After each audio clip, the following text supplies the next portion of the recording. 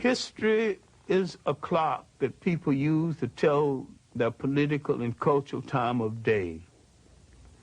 It is also a compass that people use to find themselves on the map of human geography. History tells of people where they have been and what they have been, where they are and what they are. Most important, history tells a people where they still must go and what they still must be. The relationship of history to the people is the same as the relationship of a mother to her child.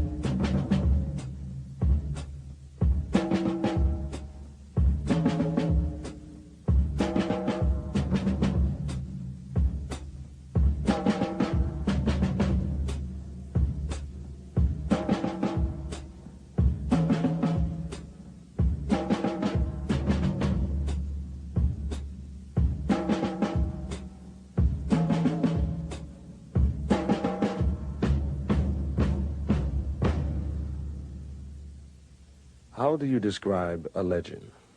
An African-American hero, an historian, an activist who for half a century has charted a singular course dedicated to the intellectual and spiritual liberation of a people. Though his eyes are now darkened by glaucoma, he continues to enlighten the lives of thousands of men and women through the pages of his many books and in university classrooms across the country. How do you describe a legend? You can't, really. But you can meet the men and women who influenced him. You can learn from him the hidden history of the African people. Learn from him a different way of making sense of this complex and often very confusing world.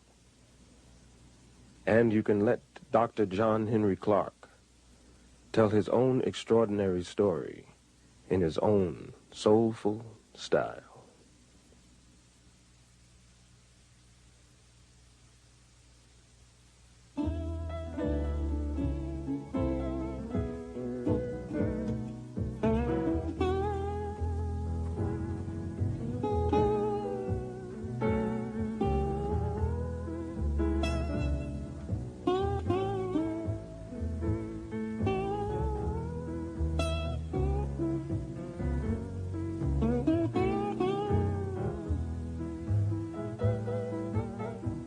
I was born on Sharecropper Farm in Union Springs, Alabama, New Year's Day, 1915. That was a great feast day in our family. And because my mother was a favorite in the family and I was late arriving, she said that nothing would be killed in this family until my child is born. And I didn't arrive until 3, and everybody was hungry. The feast had not started, and I wasn't exactly welcome. They never quite forgave me for that, holding up the feast. My early schooling was in one-room schoolhouse that we called Miller's Hill School. When we moved slightly out of the city, I was chosen to go to city school. Officially, I never finished high school in the formal sense until later years. In fact, I taught 2 generations before I took time out to get my BA, my master's, and my PhD. And I have it all now, but I'm principally self-trained. My university was the public library and well-chosen second-hand bookstores. So while I grew up poor, I grew up in a very rich environment, culturally rich. I grew up with a whole lot of love and affection, a lot of lap time and a lot of slap time too, because I wasn't permitted to get away with too much. Miss Evelina Taylor is my 5th grade teacher, and she might be the foundation teacher in my life. In addition to teaching me basic good thinking and good conduct, she called me into her room during her lunch hour one day and told me to stop playing the fool because I was playing the fool just to get accepted. And she said, it is better to be right and march into hell than to follow a bunch of fools into heaven. I wanted to do something to impress Miss Taylor, and we had current events on Friday. We wanted to say something unusual because I worked for white people before and after school, and they had magazines. They would receive them one day, read them hurriedly up, throw them away the next day. So when I got up for current events, I always had something decidedly different to say about my own people and about other people. No, I wanted to do something real big. So I went to a lawyer that I worked for before and after school. I can still remember his name, Gag Steiner, and I asked him for a book about my people in early world history. He says, I'm sorry, John, that you came from a people who have no history. My mind would not accept that. I continued to search, and I opened a book called The New Negro, and I opened to an essay called The Negro Digs Up His Past. And for the first time, I knew that I came from a very old people, that we were older than slavery, older than oppression, older than Europe. Now the scramble began for more information.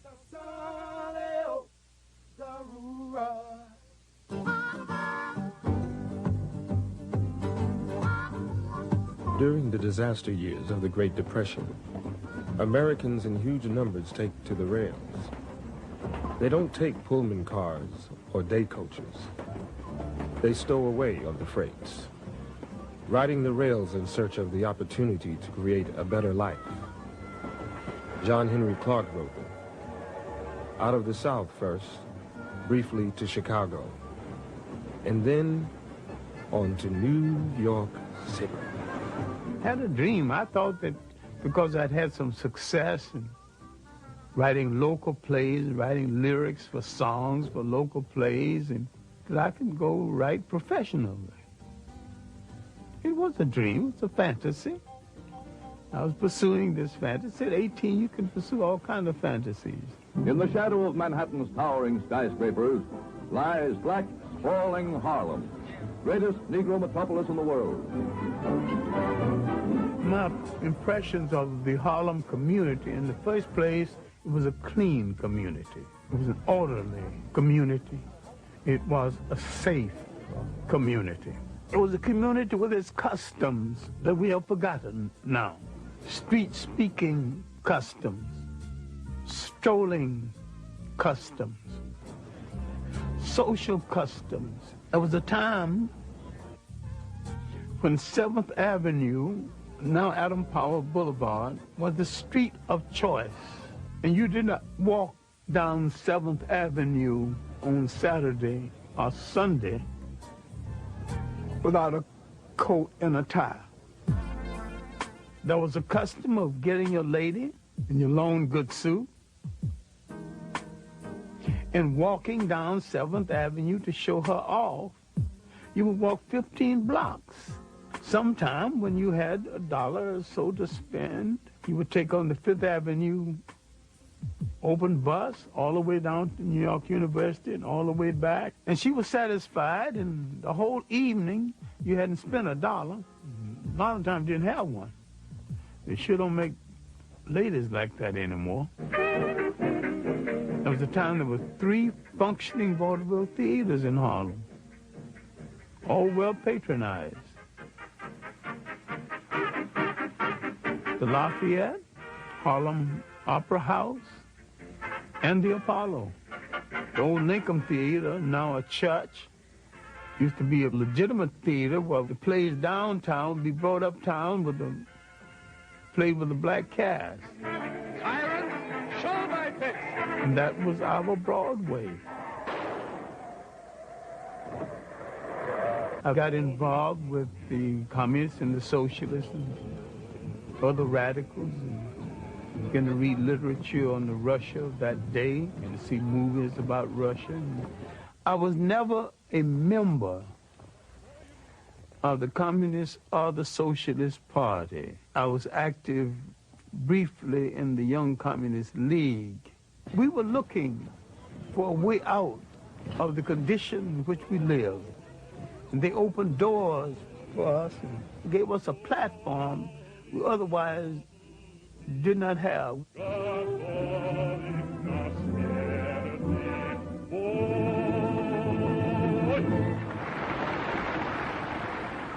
Paul Robeson was the one artist who made the great sacrifice based on commitment. And that commitment is that an artist supposed to use his or her art to change the society in which they live.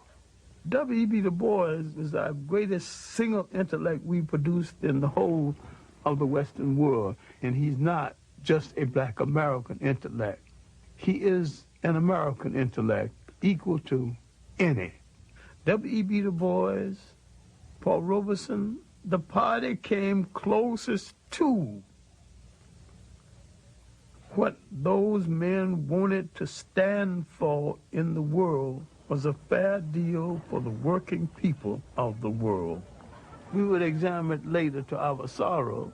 We were in an argument between not a liberator and an oppressor, but 2 oppressors with different techniques and methodology of oppression. In the final analysis, Russia did not want us to be free any more than the United States and England and the imperial powers, but they wanted us under their domination. I never thought the left movement, communist or socialist, made any serious study of the history and the background of the African people of the world. And they had a preconceived notion of us that had nothing to do with our reality.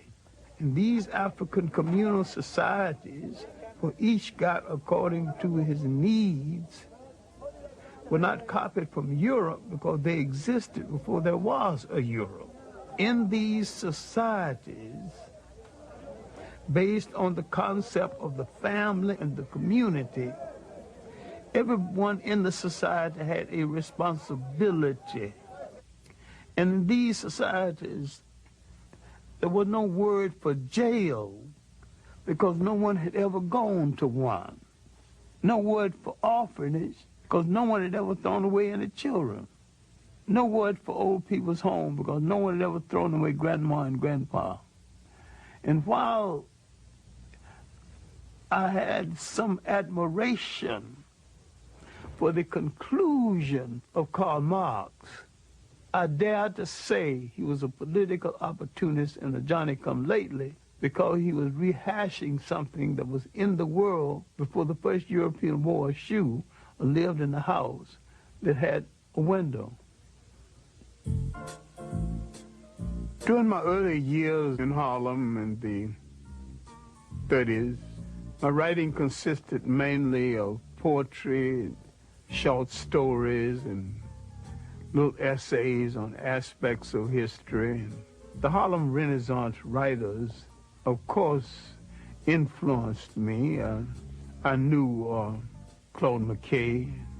I knew Langston Hughes. I knew Richard Wright before he had published Native Son. I knew Wallace Thurman, O'Neill Larson, Jesse Fawcett. I found a Pan-Africanist consciousness in a Langston Hughes and to some degree in a Claude McKay. But the rest of them were rather parochial. Finally, I got to meet Arthur Schomburg. Arthur Schomburg, mentor to 2 generations of African-American scholars. The legacy of this Puerto Rican-born historian is the world's definitive institution of its kind, Harlem's Schomburg Center for Research in Black Culture. I went down the 135th Street Library, and he was on the 3rd floor, and I asked, very humbly, asked the librarian, do you know anybody who would give me a letter to see Arthur Schomburg? And she said very sharply, and impatiently, because she was short of help, you just have to walk up 3 flights. I walked up 3 flights, and there Arthur Schomburg was holding down the desk, being 18 and rash. I wanted to know the history of African people of the world, henceforth, right now, within the hour, his lunch hour, all of it. He said, sit down, son. What you're calling African history and Negro history are the missing pages of world history. Then he said, son, go study the history of your masters.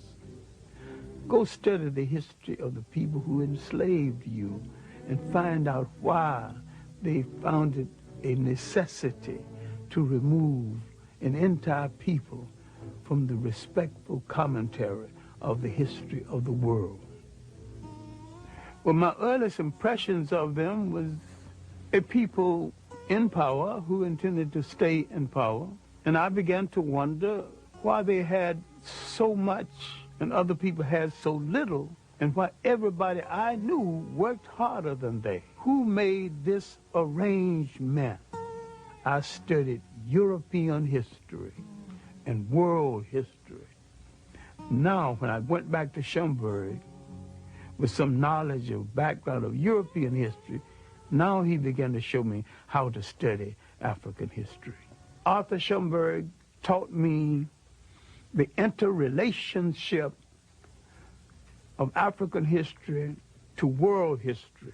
Willis N. Huggins of the Old Harlem History Club taught me the political meaning of history. And from the lectures of William Leo Hansberry of Howard University, I learned the philosophical meaning of history. The most valuable lesson I would learn is that when you address a people by their right name, that name must relate to land, history, and culture. All people go back to the geography of their original origin and identify themselves, no matter where they live on the face of the earth. We have overused the word black because black tells you how you look, but it don't tell you who you are. You can call an Italian white, but that don't tell you anything about him. We are the only people who seem to have lost that all essential trait of geographical and historical reference.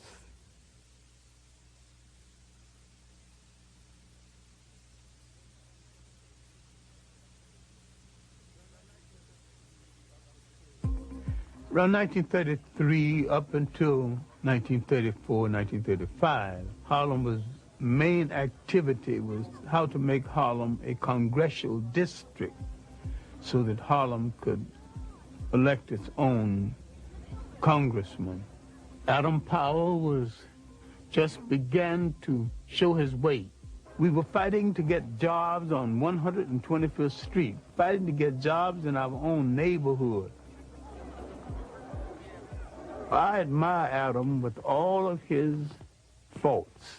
He was the best person that Black America has ever sent to Washington. He got the job done.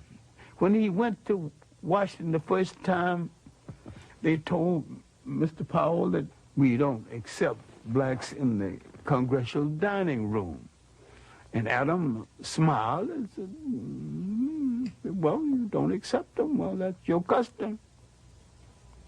The next day, Adam got the tallest and the meanest looking and the blackest of the blacks he could find and marched them into the congressional dining room as his guest and got away with it. But it was a period when we were reassessing our role in the whole of the Western world. We were tuning into Africa as much as we could and having African forums and making a serious study of African history. Black men wanted to go to Ethiopia and fight on the side of the Ethiopians, but America would not give them passports and let a single one leave the country for that purpose. And yet, Italians could get passports to go and fight with Italian forces against Ethiopia. Now later, some of the same black men who couldn't get permission got permission to go fight in the Abraham Lincoln Brigade in Spain. I'm a physician. Physician? And then why would you want to go over in Ethiopia? Well, I feel it's my duty to give my profession and, if necessary, my life in the cause of Ethiopia. And I the soil and be happy to die for the defense of entire Africa, including Abyssinia. That's fine. Sign right here on the dotted line. See, originally, Africans did not define themselves by continent, but more by regions. Africa as a continent began to be defined by foreigners. In North Africa, the Romans had a province called Afrique. The word became Africa. The history, both known and hidden, of the land where time began has been a primary focus of Dr. Clarke's scholarship throughout his long career.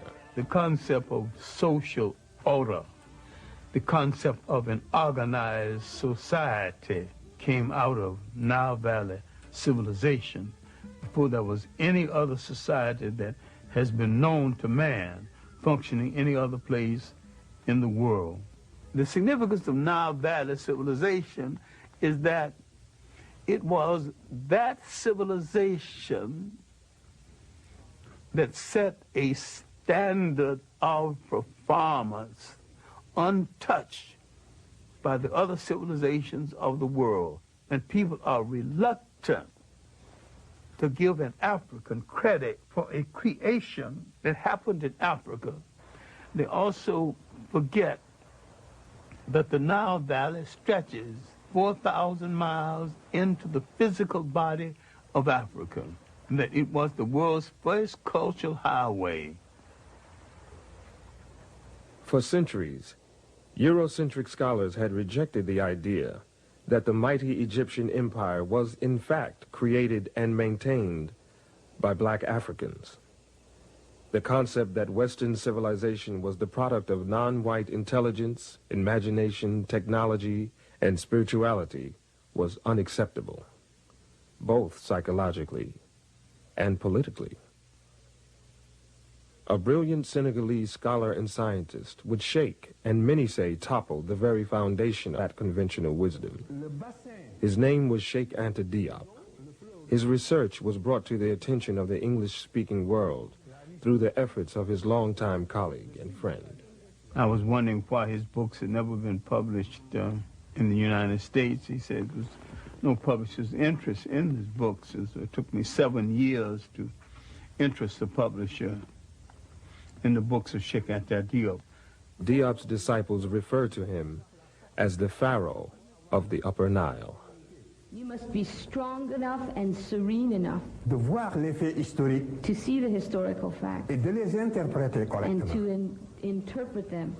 Nous pouvons tous être passionnés, We can all be impassioned, Mais ce n'est pas de cette manière que nous résoudrons les problèmes complexes de l'humanité. But that is now not how we will resolve the very complex Donc cette problems of domination humanity. dont nous souffrons, dont j'ai souffert moi-même, The domination that we suffer from, that I have suffered from notre myself, propre domination des autres races l'a précédé. our domination of other races preceded it. Donc l'Afrique a exercé un impérialisme continu pendant 4000 ans. But for 4,000 years, Black Africa had an imperialism. Toute l'Afrique occidentale était conquise et était justement sous la domination noire. All of Western Asia was under the domination of blacks. On n'aurait pu jamais penser à cette époque-là que la situation pourrait un jour être renversée. And at that time, no one would ever have dreamt that the situation could be reversed. C'est pour ça que l'étude de l'histoire nous redonne la sérénité pour apprécier les faits et les relativiser. This is why the study of history gives us the serenity required to appreciate the facts as they are. In 1974, he would challenge the major scholars of the world on the concept of Egypt not being anything other than an African state. In the conference on the peopling of Egypt, leading scholars of the world met and debated. Most of them wanted to put Egypt's origin outside of Africa. Sheikh Anta Diop and his protege, Theophile Obenga, placed Egypt within the context of Africa's totality. Sheikh Anta Diop was more than a historian. He was a scientist, he was a paleontologist, and he had proven that if he could get the pigment from some of the mummies, he could prove their African origins. All the rest of the conferees came just to disagree, and when it was all over, they had to admit these two men came prepared to prove their case. At that point, they began to close the door to the research of Sheikh Anta Diop.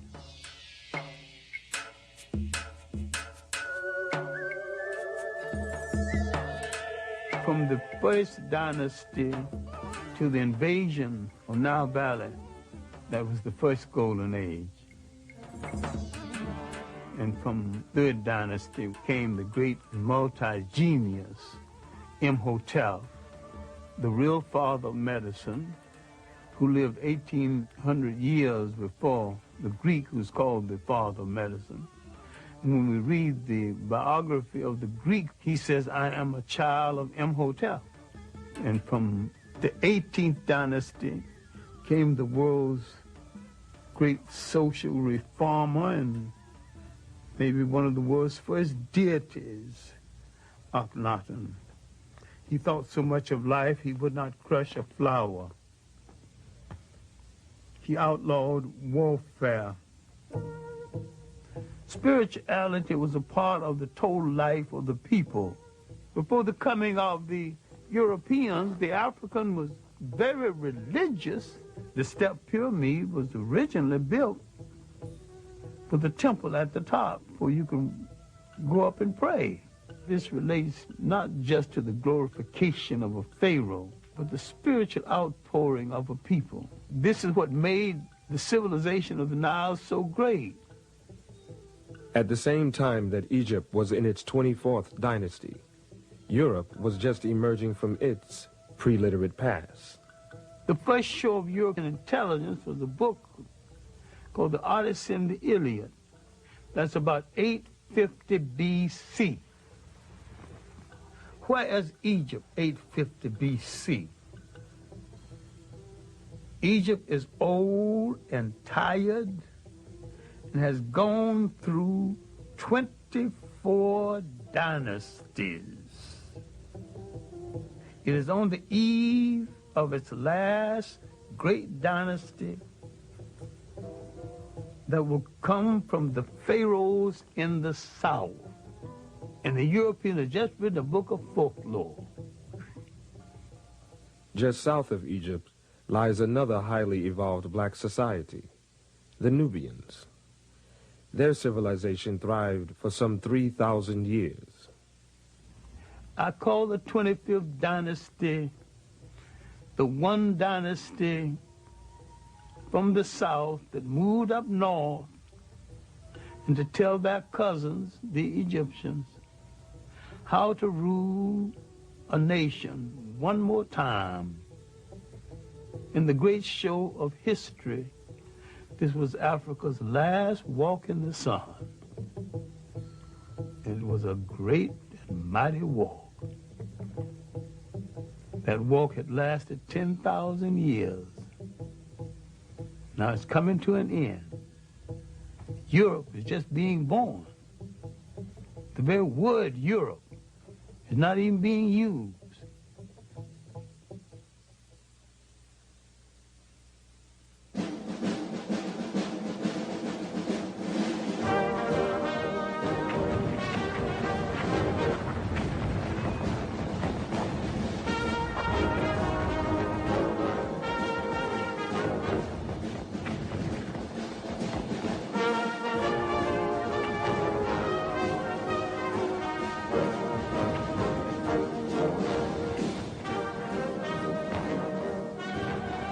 I was drafted to the Army in September 1941.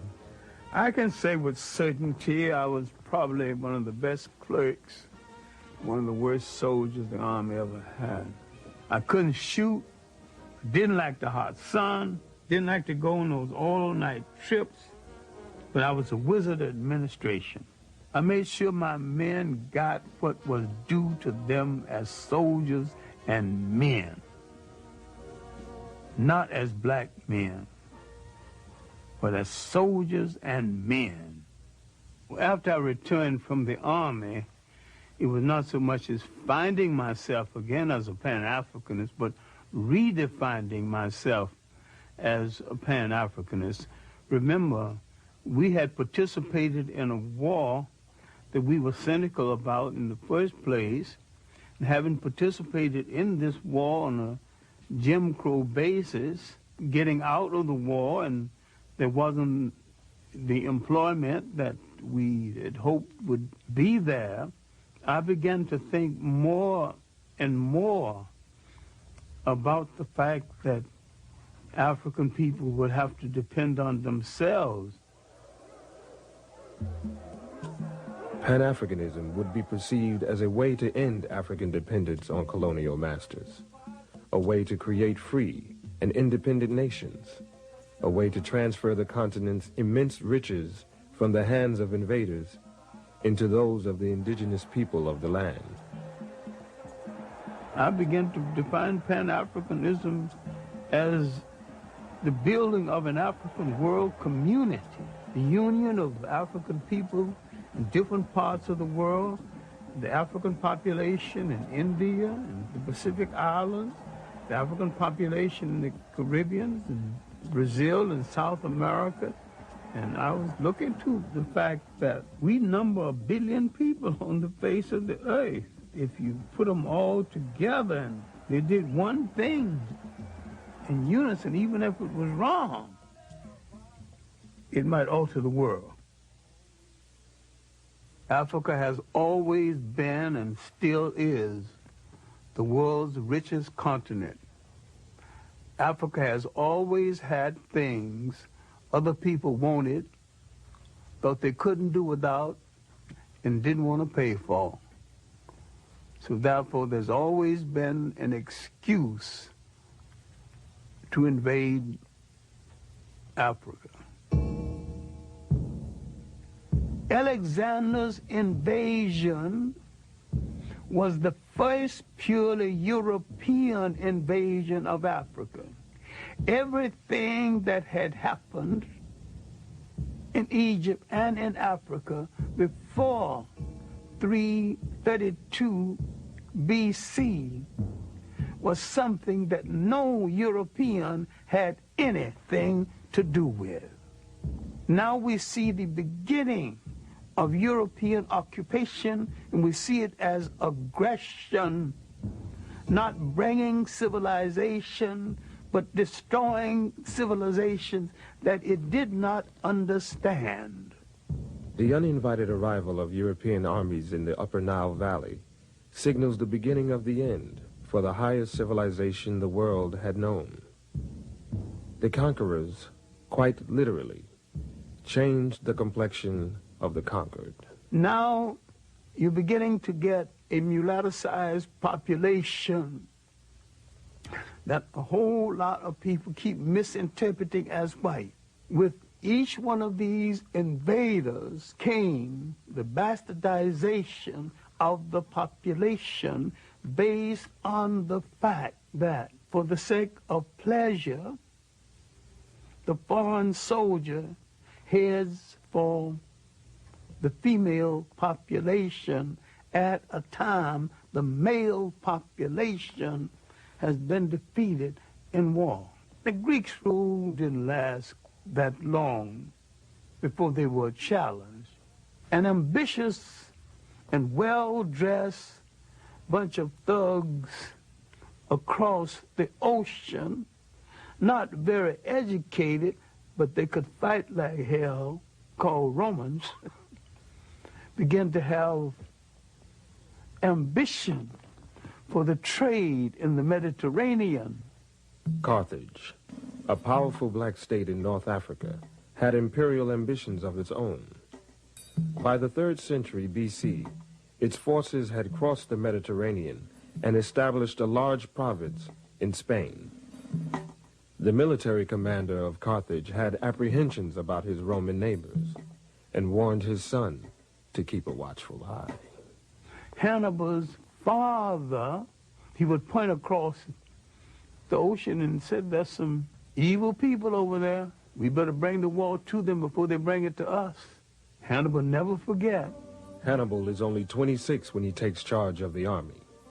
He launches an audacious military adventure, leading his men and their elephants over the Pyrenees Mountains into France, then pointing them across the Alps boldly toward Rome itself. Heavy casualties, overextended supply lines, and defection of allies drive Hannibal off the soil of southern Europe. He retreats back home to Carthage. The Romans have made a mission, almost a cult, out of the destruction of Carthage. They would meet each other in the mornings. Good morning, Roman citizen. Carthage must be destroyed. Yes, of course, Roman citizen. Carthage must be destroyed. Rome's legions clash with Hannibal near Zama. His troops are defeated. Hannibal is sent into exile. His once mighty nation becomes another colony of Rome and an administrative center for their empire. Now, the Roman Empire internally was not very rich. Africa became the breadbasket for the Roman Empire. And except for Africa, the Roman Empire would not have been able to sustain itself. Now, the Roman presence in North Africa is going to force into being one of the great events in human history.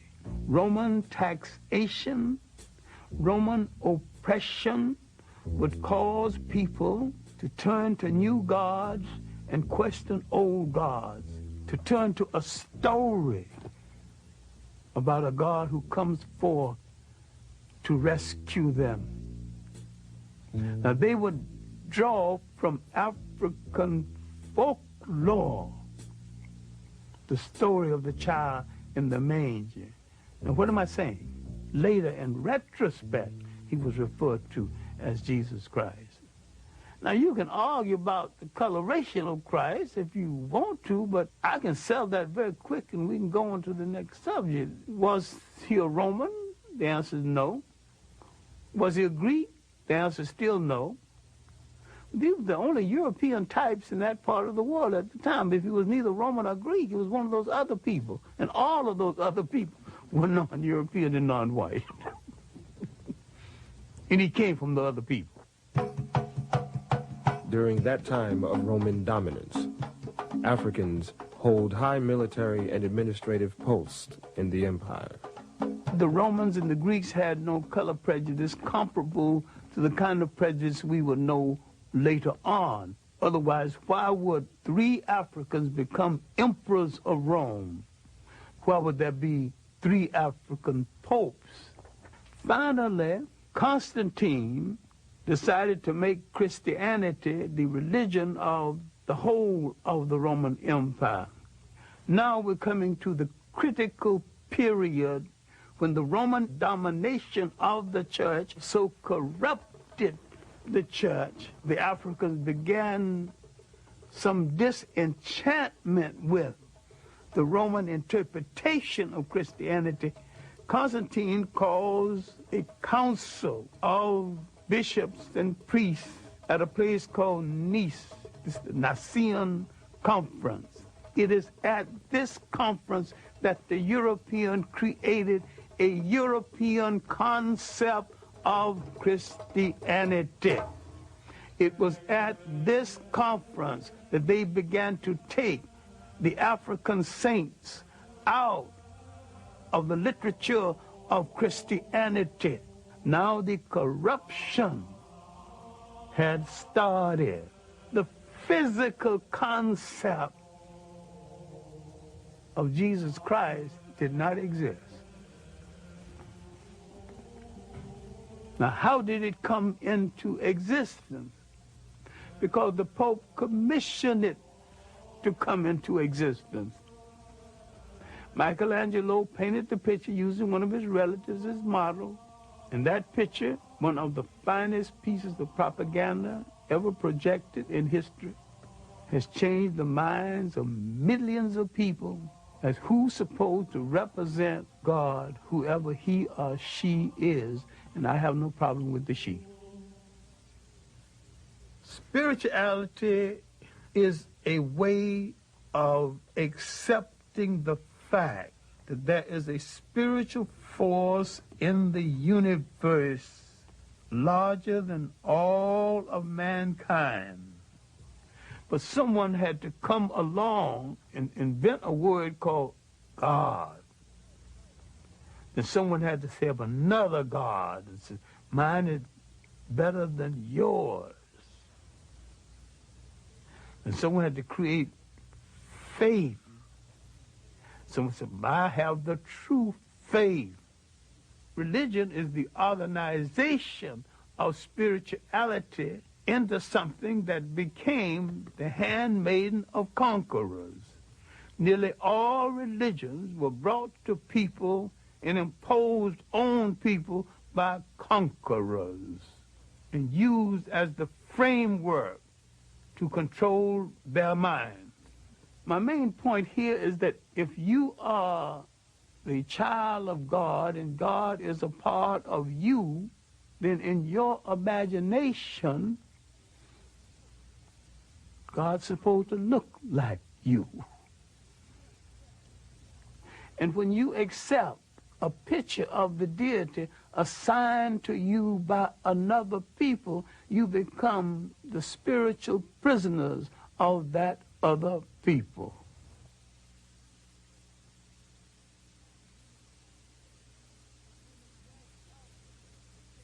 Many Africans became Roman citizens, just like many black Americans today.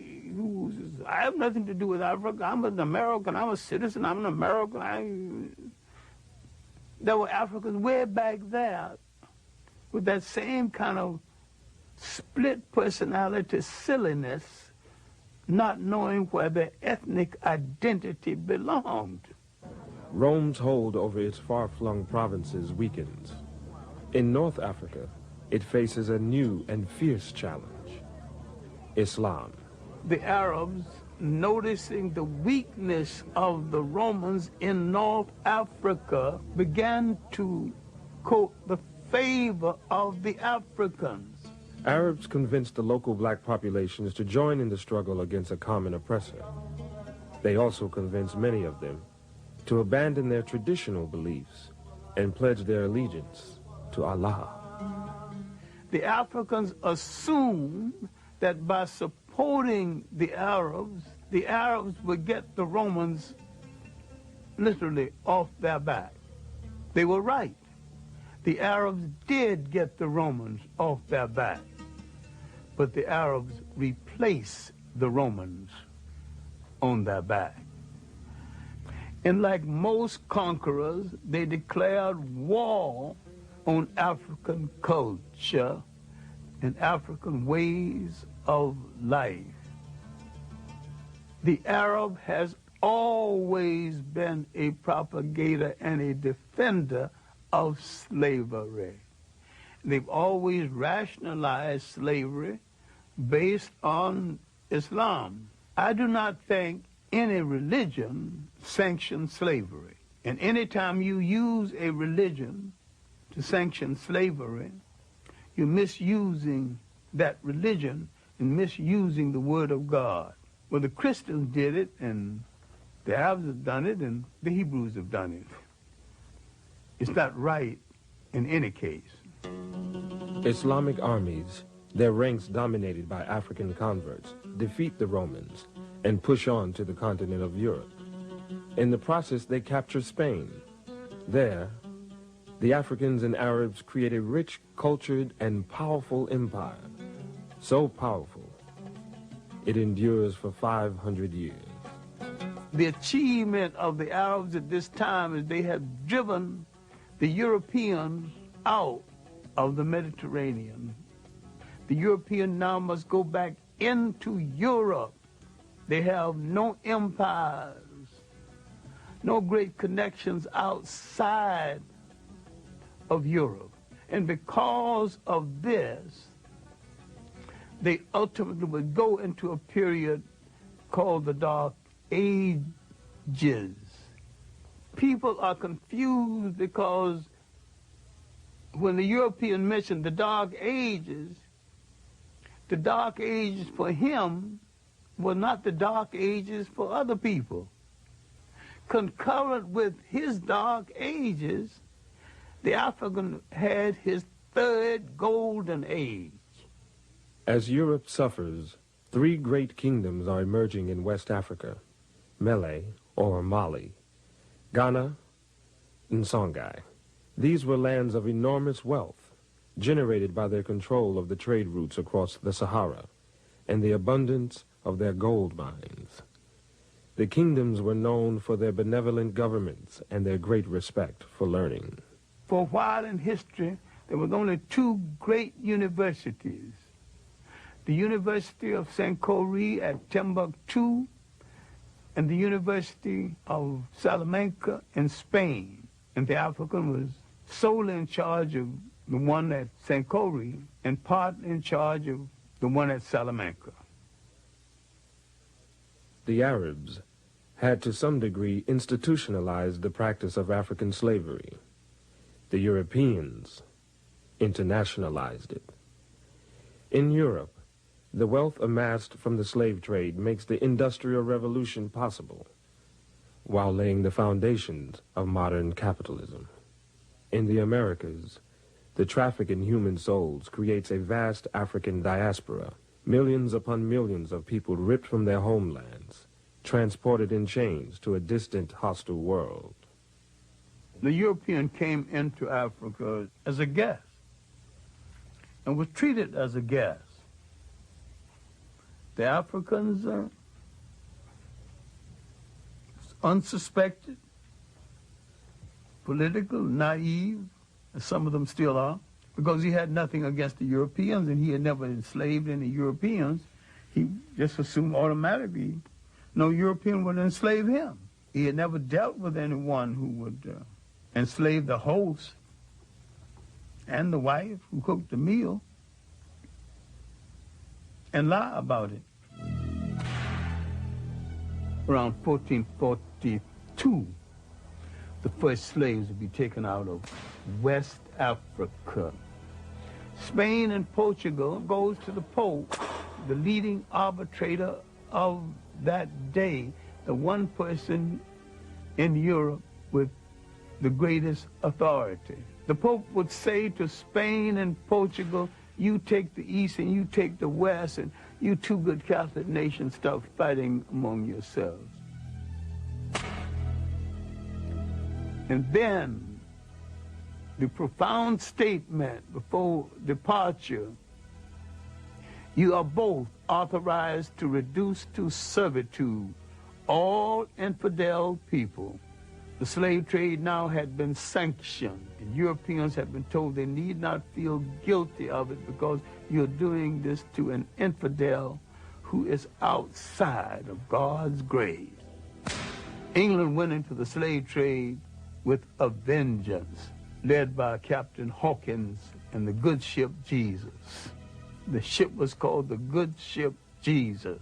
The coat of arms on the ship was two Africans bound back to back with their arms tied. So they saw no contradiction in being in the slave trade and being Christians at the same time. We cannot deal with this enough because we're still suffering from this inside of the mind of a lot of people in this world, into the millions. We are outside of humanity, outside of the grace of God. That's a terrible feeling as you walk the earth, because what has been taken away is your essential humanity, your human beingness. And when they take away your human beingness, they take away your nationness.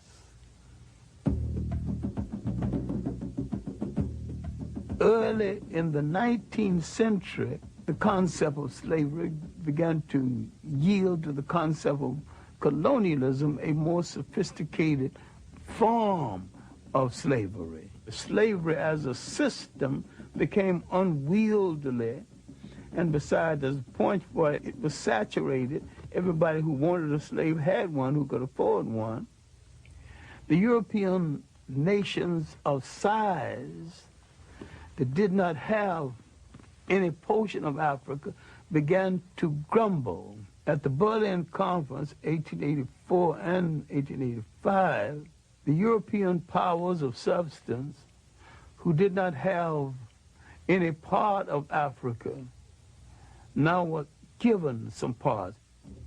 Africans did not fall at the feet of the European invaders. They fought fiercely, bravely, and continually. Anti-colonial wars started up down the coast of West Africa and parts of Inner Africa and in the Congo. There was armed resistance. The Zulu wars lasted from the 1650s when the Boers arrived to the last Zulu war was 1906.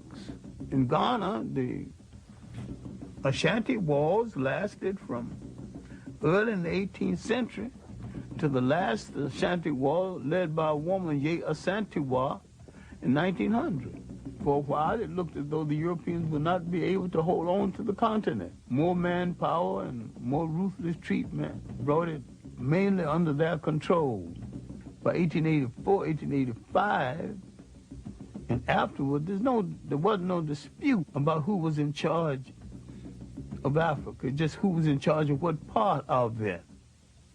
We have been hung up with a myth, the myth of the conqueror and the invader as the bringer of civilization. No people ever brought civilization to another people at no time and at no place in history. It's one of the most protracted lies we ever listened to.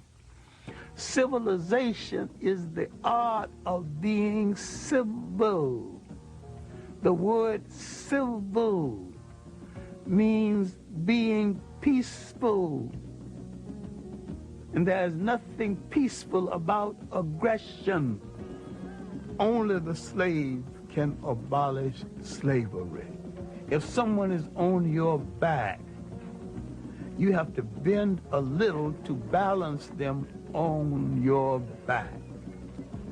Now, the best move if you want to get them off of your back is to stand straight up.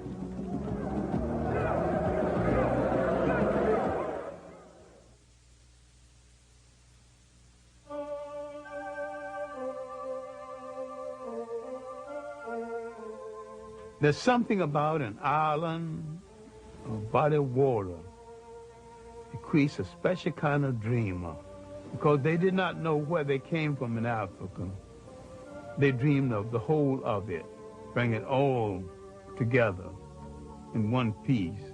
The seeds of Pan-Africanism, planted in the United States during slavery years, later flourish in the fertile soil of the British West Indies. Trinidad produced the three greatest Pan-Africanists, H. Sylvester Williams, C.L.R. James, and George Padmore. In Trinidad, they found the Pan-African League. H. Sylvester Williams would eventually call it Pan-African. He would call a conference in London in 1900. A few scattered Africans, a few people from the Caribbean, W. Du Bois from the United States. They did not ask for the independence of African states then. They asked for preparation. Give us the kind of education that will prepare us for eventual independence. They were reasonable, but they weren't listened to. And yet the conference made some kind of impression. After the first Congress, Du Bois would be the leading light from the second through fourth. But the most meaningful, the one that Du Bois called in Paris, as a result of this Congress, Du Bois came to center stage as the leader and theoretician of Pan-Africanism. Pan-Africanism wasn't exactly new because black Americans were practicing it long before someone gave it a name.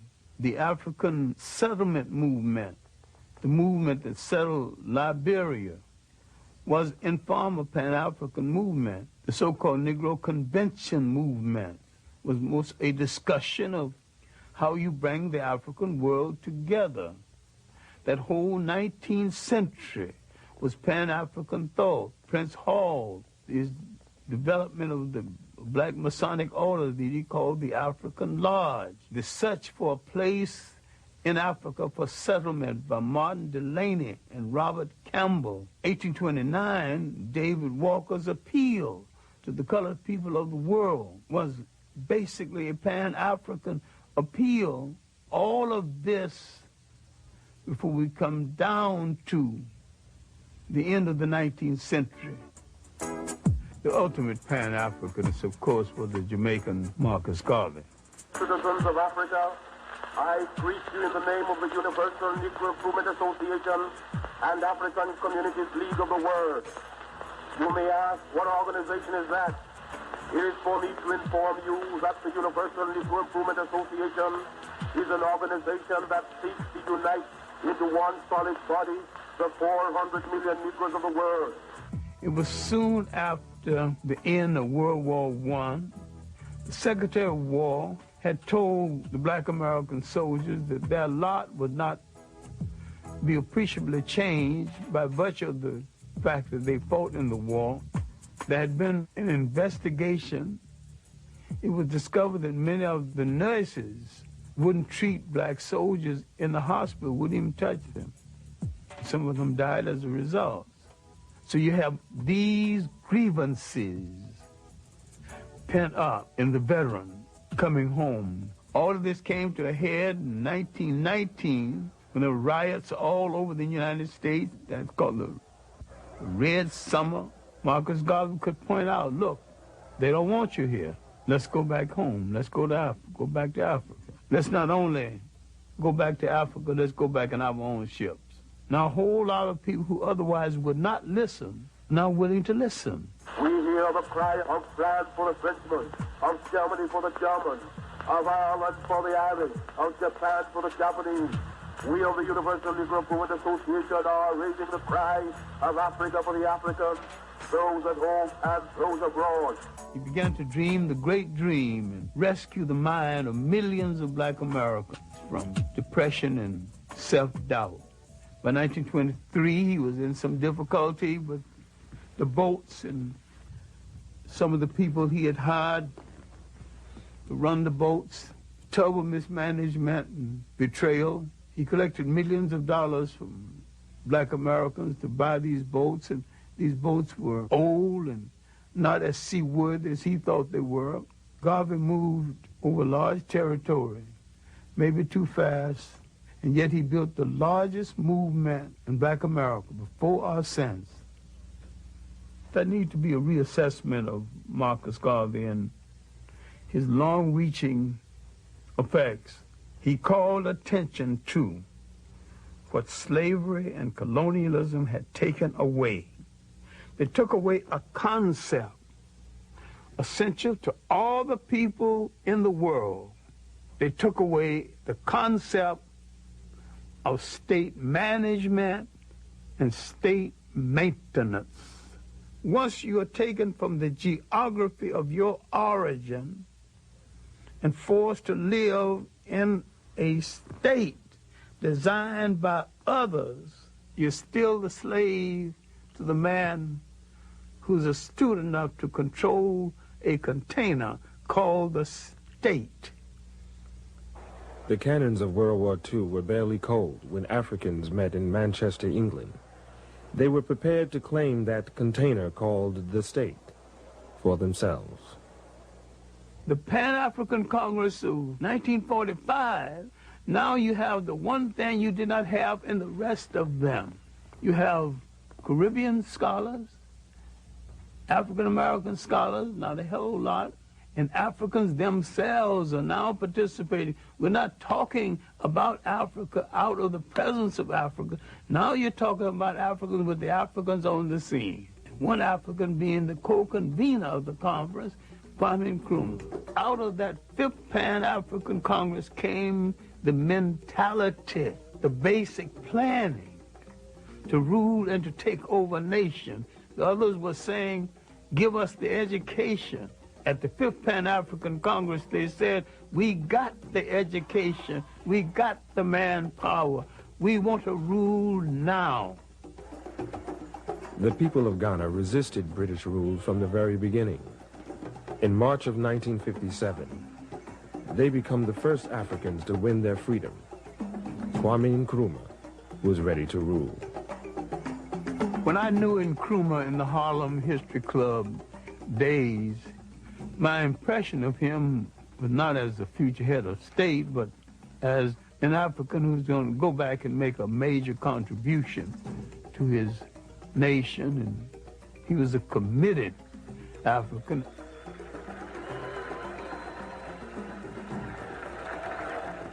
I went to Africa in 1958 because I've been promising myself I was going to get to Africa next year.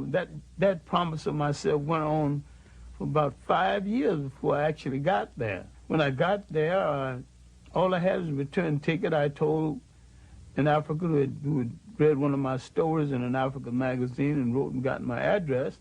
I said I was coming to Ghana, get me a place in a hotel for a few days, and he didn't even go to a hotel, he even tried. He took me to the slums of Accra, and I lived right there with him. Finally, a check that was due me from America did not arrive. When it did arrive, it bounced. So there I was, and one day, Nkrumah had gone someplace. He's coming home from a visit of state. A whole lot of people along the highway hailing his return, and so I was along with the rest of them. I was just like another African, melted into the crowd. And he spotted me, and they stopped the Rolls Royce, and the motorcycle drivers pulled their guns, thought that someone was about to hurt the president, you know. his motorcade stopped, and he came out, and he said, what the hell are you doing in my country? And I just laughed. You say, you're a long way from Harlem. He looked right and said, where do you live? I said, in Jamestown. Jamestown is the slums of Accra. Still is. He shook his head and said, you sure must love Africa.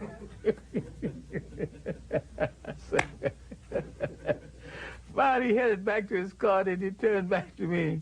He said, you know what I'm going to do for you? I told him I didn't have any job, and my check had bounced. I didn't even know how I was going to get home. I'm going to put your Harlem behind to work. And he gave me a job. Working on his newspaper, the Evening News. The significance of Ghana's independence at that time is that it gave spirit to the whole of the African world. It was a major impact on Black America because it came at the time the civil rights movement was reaching a crescendo, a great height.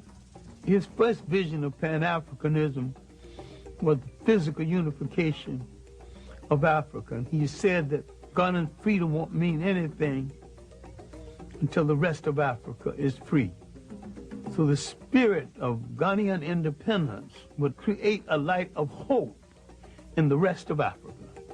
And this is what Kwame Nkrumah was trying to build. This is what the intelligence services of the United States, England, and France had to destroy to keep the example of Ghana from emerging. What went wrong was our misunderstanding of what a state consists of and the responsibility that goes into holding one together. And our dependence on our colonial masters more than we anticipated. We who had longed so much for power, we wanted power.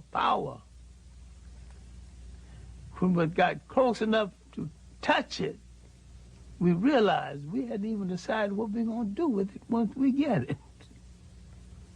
Now, I want to take this opportunity to welcome again to the United States, which he knows so well, the first citizen of Ghana, President Nkrumah.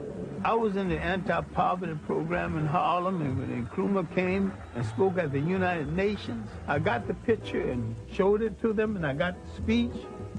And the first thing I showed them, I said, look, there's a black man, head of a nation, speaking to the world. He got coarse, nappy hair. He didn't apologize for it. He said, here I am, African and black and bold and powerful and head of a nation. And I got something to say to you, and this is what I got to say.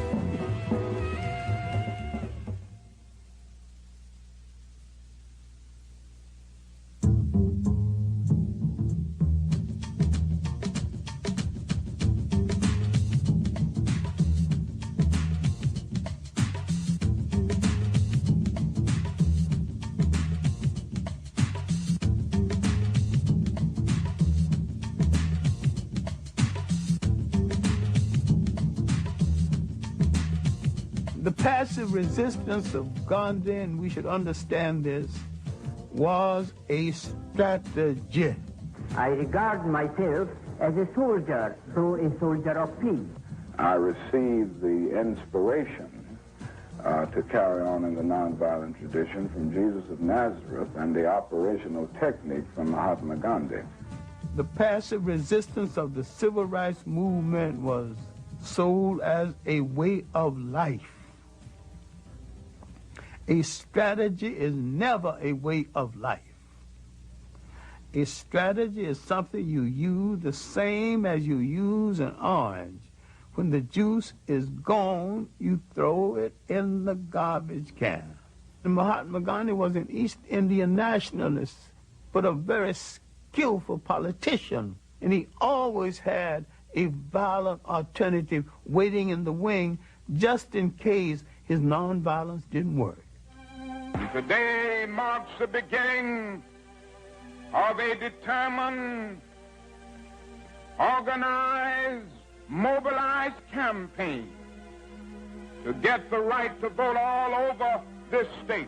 I think Dr. Martin Luther King was the spiritual leader of the black movement, of the civil rights movement, and probably one of the finest theologians that we produced in recent years. He was a dreamer, and yet he was a committed man to struggle, and he made great sacrifice within that struggle. I had some strong disagreements with him. I never thought that we should be locked into the concept of nonviolence as a way of life. I was perfectly willing to use it as a strategy. I think we should be slow in criticizing Martin Luther King. He was brave enough to put his life on the line for what he believed. We are still here talking. That's proof enough of his bravery over ours.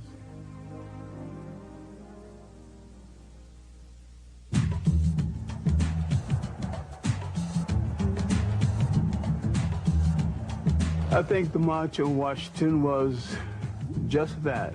It wasn't a march on Washington, it was a march in Washington. I don't know of any sweeping achievements that came out of it. It was a great ceremony. I'd be hard-pressed to identify the substance. I happen to think we've gotten enough mileage out of marching. It was a great ceremony. It was a great rehearsal for a show we did not put on the road. For a time, we had the attention of the world. Between the Civil Rights Movement, the Caribbean Federation Movement, and the African Independence Movement, we had the attention of the world, and there were people, though they hated our guts, they were willing to make concessions to us based on the fact that we were ready to handle power. We made too many speeches and didn't do the necessary work, the unglamorous off-camera work that would have made it possible. That was our great mistake. Ceremony that lacked substance. And that was a voice, loud and clear and analytical. We were fighting to keep from hearing that voice. It was the voice of Big Bad Malcolm X, who had both the national and the international message. One of the reasons that it is bad for us to continue to just refer to ourselves as so-called Negro, that's negative. When we say so-called Negro, that's pointing out what we aren't, but it isn't telling us what we are. We are African, and we happen to be in America. We're not American. We are people who formerly were Africans who were kidnapped and brought to America. I met him first in 1958. I know him from that period until his death, and sometimes saw him on a daily basis. I would furnish information on history and background information. I never told Malcolm X what to do, and I don't remember anybody else who told him what to do either. They have studied the tactics and the strategy and the methods of all of the African nations who have emerged and won their independence. And they've seen that the Africans didn't get it by sitting in. They didn't get it by waiting in. They didn't get it by singing "We Shall Overcome." They got it through nationalism. I first met Malcolm at the World Trade Show building. Looked me up and down and said, "I bet you're a swine eater." I'll admit that I had paid some joyful visits to pork chops and other parts of the pig. And I said that, you know, Malcolm, if it wasn't for the pig, you and I wouldn't be here arguing about the pig, because some of us would be gone. We would have starved to death. Many times when Malcolm X was prefacing his speeches with the words, "The Honorable Elijah Muhammad teaches us," Malcolm X was teaching Malcolm X lessons over and beyond anything the Honorable Elijah Muhammad ever thought about. You say we are on the road now to a better world because the white man promised integration. This is a disgrace. Mr. Muhammad's analysis is that until the image of the black man in the mind of the black man has been changed, you will always have delinquency, parental as well as juvenile. So his entire approach is not so much to change the attitude of the white man toward the black man, but to change the attitude of the black man about himself. The Arabs and certain powerful groups within Islam really wanted Malcolm on bare side, there was a serious attempt to persuade Malcolm to turn on Elijah Muhammad and establish a second Islamic group based on what they considered to be Orthodox Islam. They offered him $3.5 million. He turned it down, and we were walking down the street toward his car, and this man had turned down $3.5 million. And he whacked me on the shoulder and says, "Swine eater, let me buy you a cup of coffee." He was more loyal to Elijah Muhammad than Elijah Muhammad eventually was to him. Elijah Muhammad was getting old and feeble, and there was suspicion that Malcolm X would be the logical successor. There were those within the nation who didn't want Malcolm X as the logical successor because Malcolm X would have done some serious house cleaning. He was an honest man, and there were some thieves in the house.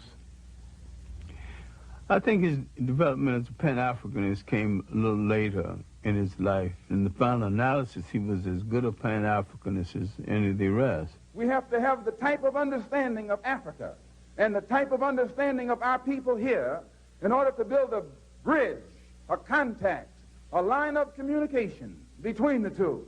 And once the lines of communication have been established, and our African brothers can stretch forth their hands and reach us, and we can stretch forth our hands and reach them, why, there's nothing that this blue-eyed man in this country will be able to do to you and me successfully from that day onward. Malcolm X had laid down a threat to the colonial powers of the world. It is nationalism that's bringing freedom to oppressed people all over the world. It was nationalism that brought freedom to the Algerians.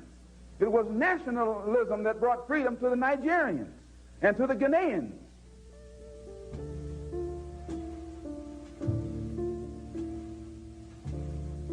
I do not think Malcolm X's murder was a local American thing. I think it was a larger thing than that.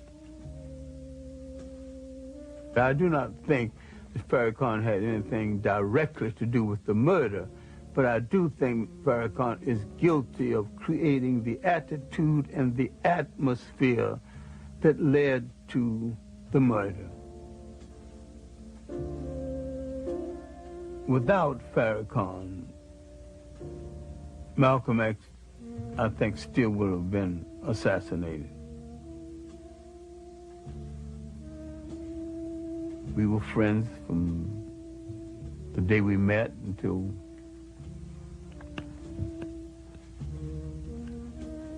his death.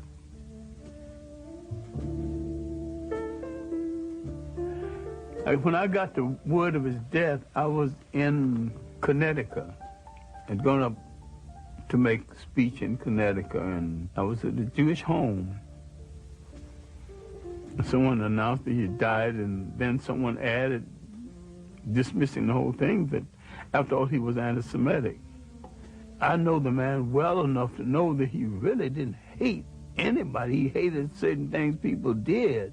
He wasn't a hater at all, and they spoke as though they had the right to tell us who should and should not be our hero. I went into that bathroom, and it was after dinner, and just cried like a child for 15 minutes, and I came out partly composed and made the speech that night I was asked to make, and came on home and began to try to deal with the reality of the situation. Because to me, Malcolm X was not gone, and he's still not gone in my imagination. The whole year after his death, I almost got the feeling that we were having our usual conversation. I was always in it. What can I do? And finally, I got the feeling that he had said, do your best work. I was a good teacher before that. I was a better teacher and a better human being after that, because I knew that being a good classroom teacher was my best work.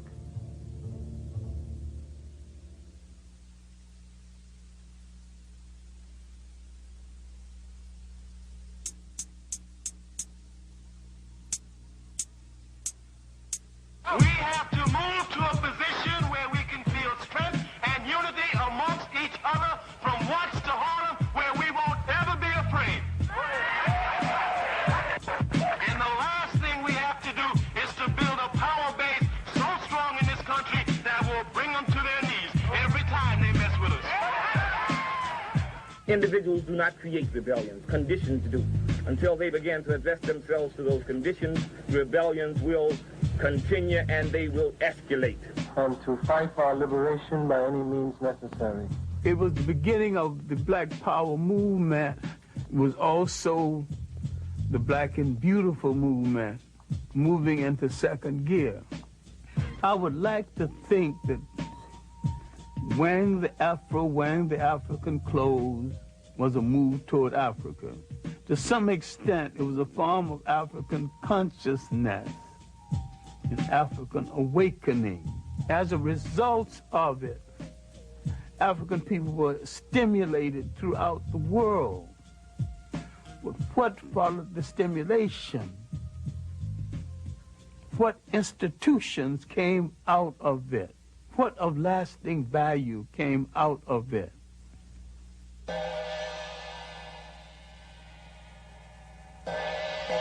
I do not think the Africans, the Caribbeans, or the Black Americans have studied with any degree of depth and seriousness the rise of modern Japan. They went into a war and they lost. They sustained 2 atomic bombs. They had that country occupied. Now the people that defeated them are now begging them for commercial space. What did they do that we have forgotten how to do? They did some serious, astute planning. Not loud mouthing, not boasting.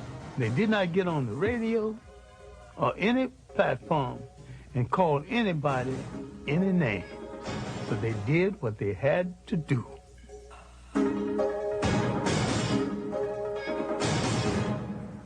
If we are carrying out a well-designed program for liberation, if it's written out, any literate person can contribute and share leadership. So if the leader dies while you're on page 13, move to page 14 and continue the struggle. Bury the man, continue the plan. I think every person that calls themselves a leader, a preacher, a policymaker of any kind should ask and answer the question in his own lifetime: how will my people stay on this earth? How will they be educated? How will they be schooled? How will they be housed? And how will they be defended?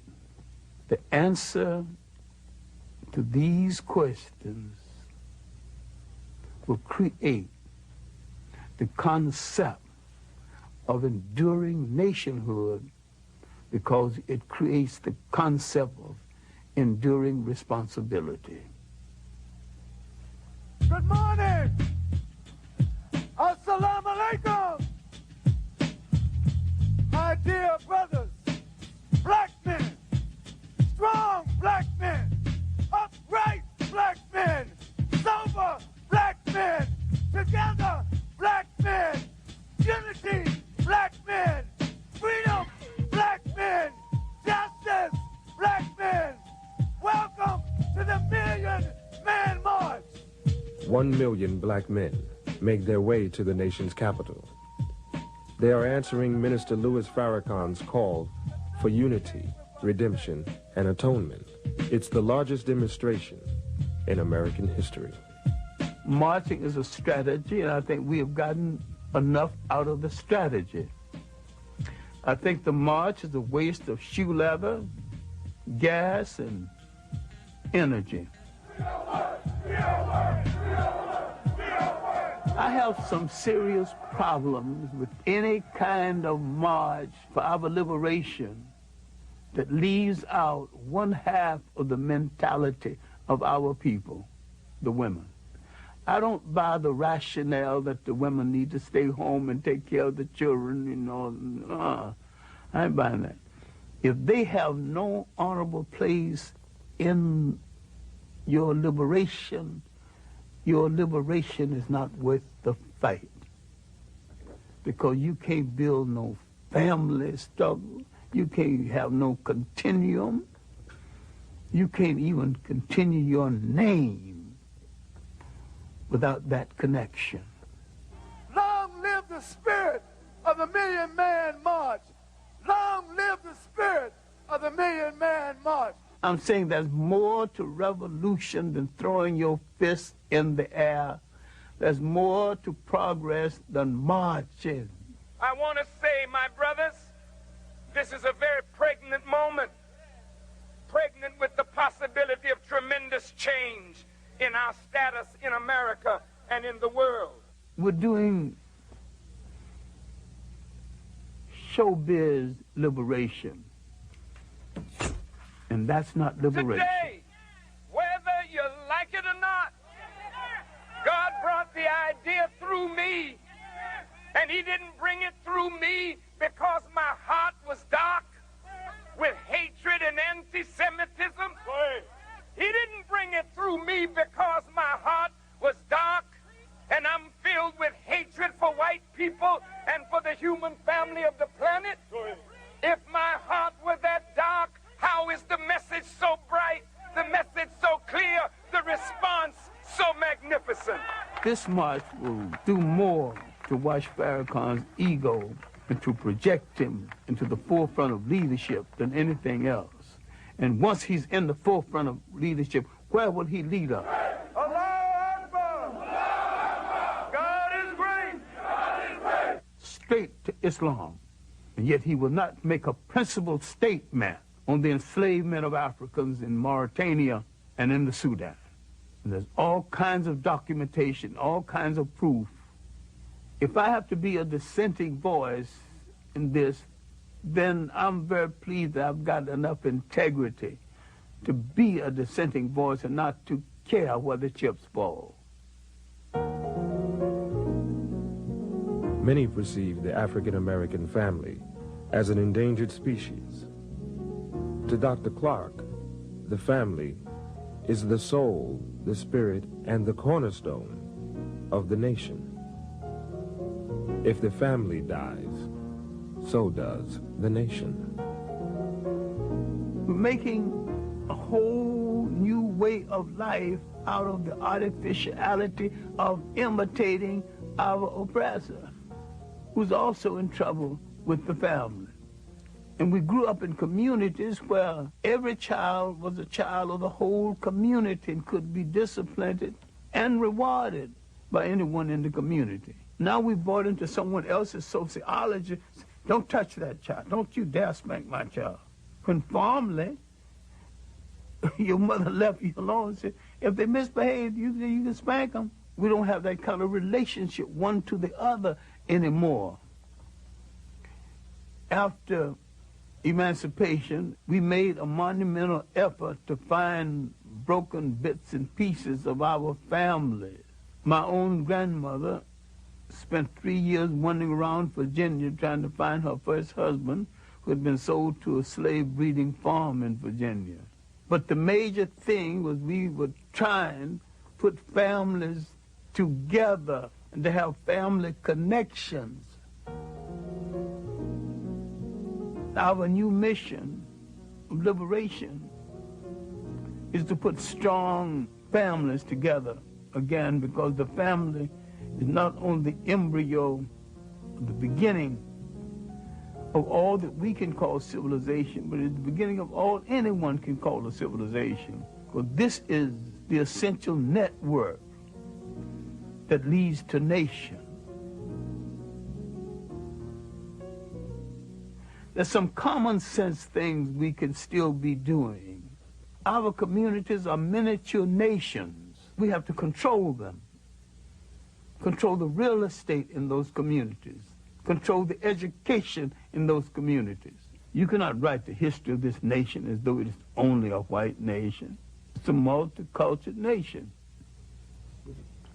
I'm saying whatever the solution is, either we are in charge of our own destiny or we are not in charge. On that point, we got to be clear. You're either free or you're a slave.